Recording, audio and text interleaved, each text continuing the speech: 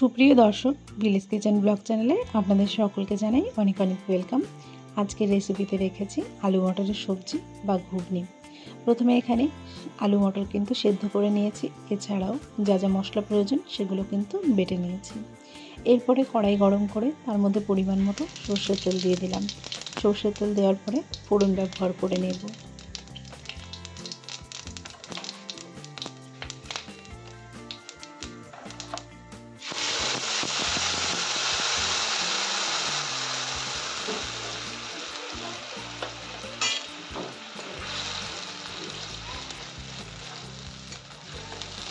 আশা করি সকলে ভালো আছেন। আজকের ঘুগনি মটরের রেসিপি আপনাদের সকলের নিশ্চয়ই ভালো লাগবে, তো সম্পূর্ণ ভিডিওটা স্কিপ না করে দেখতে থাকুন।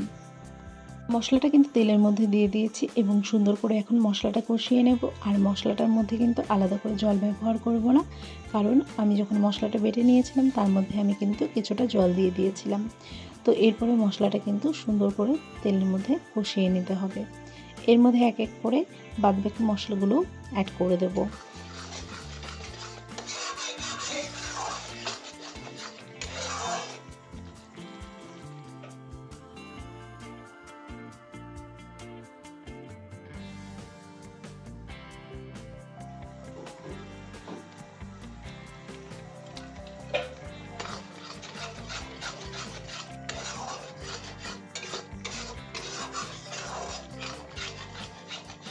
মশলাটা কিন্তু বারে বারে খুন্তির সাহায্যে নাড়িয়ে নিচ্ছি, যাতে করে মশলাটা কড়াইয়ের গায়েতে লেগে না যায় আর পুড়ে না যায়। তো এইভাবে মশলাটা কিন্তু বেশ খানিকক্ষণ নাড়িয়ে নিতে হবে, যতক্ষণ না মশলা থেকে একটা তেল ছেড়ে আসছে। তো দেখুন মশলাটা কিন্তু খুব সুন্দর করে কষিয়ে নিয়েছি, আর মশলা থেকে কিন্তু অনেকটাই তেল বেরিয়ে এসেছে। তার মানে বুঝতে হবে এখন মশলাটা সম্পূর্ণ কষানো হয়ে গেছে। এবার ওর মধ্যেই দিয়ে দিলাম সেদ্ধ করে রাখা আলু মটরটা।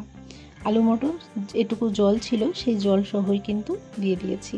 ঘুগনির জন্য কিন্তু আলাদা করে আলু মটর ভেজে নেওয়ার প্রয়োজন নেই। আলু মটর না ভেজে নিলেও কিন্তু ঘুগনির স্বাদ একই রকম থেকে যাবে।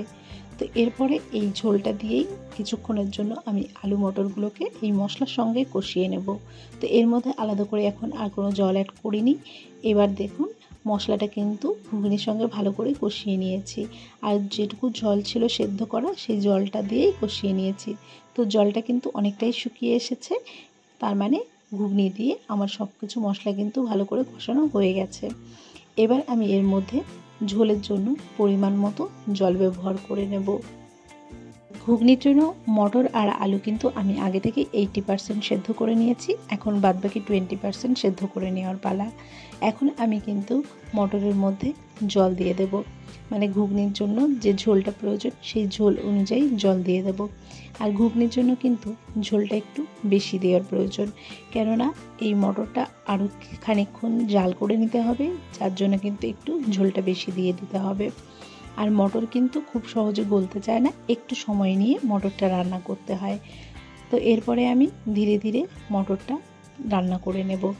তো দেখো এখানে জাল কিন্তু ফুটে এসেছে, ঝোলটা সুন্দর করে ফুটিয়ে নিতে হবে যতক্ষণ পারা যায়।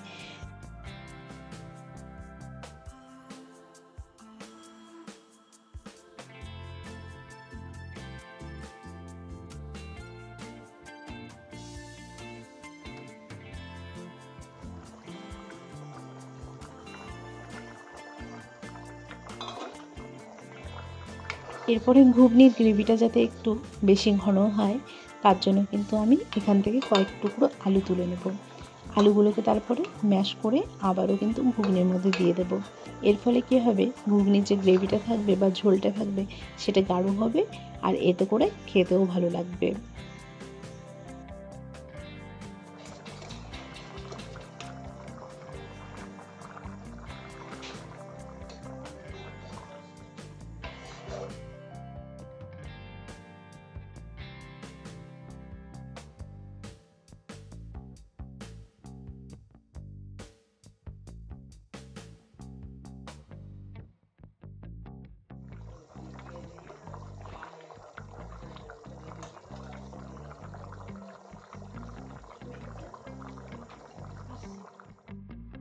ঘুগনি রেসিপিটা কিন্তু ধীরে ধীরে রান্না করে নিতে হবে, আর একটু লো ফ্লেমে সময় নিয়ে রান্না করে নিতে হবে।